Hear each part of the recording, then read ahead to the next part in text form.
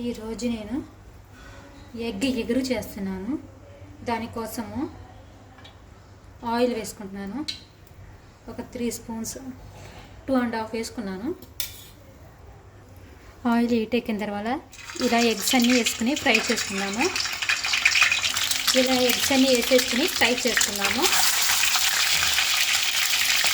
Eggs fry అయిపోయి తీసేసుకున్నాం.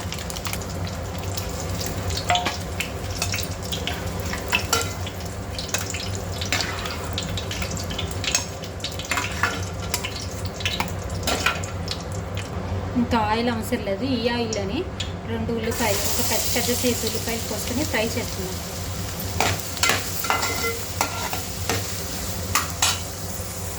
And కరివేపాకు కూడా వేసేసుకున్నాం. ఫ్రై అయినాయి కదా, ఇందులో సాల్ట్ వేసుకుందాం.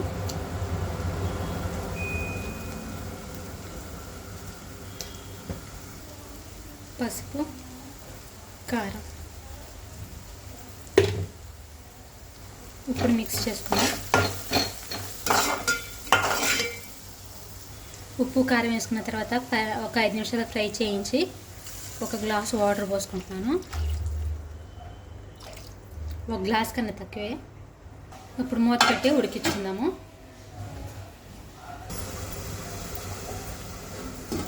ఇప్పుడు ఓపెన్ చేసుకుని చూద్దాం. ఉడుకుతుంది. ఇప్పుడు ఇందులో ఎగ్స్ వేసేసుకుందాం.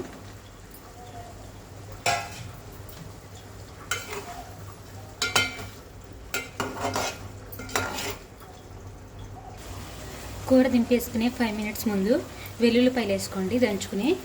ఆ స్మెల్ బాగుంటుంది దించేటప్పుడు వేసుకుంటే.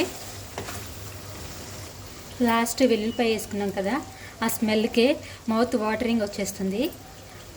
అంత మంచి స్మెల్ వస్తుంది. ఇక అయిపోయిందండి. కొత్తిమీర వేసేసుకుని ఇక దింపేసుకుందాము.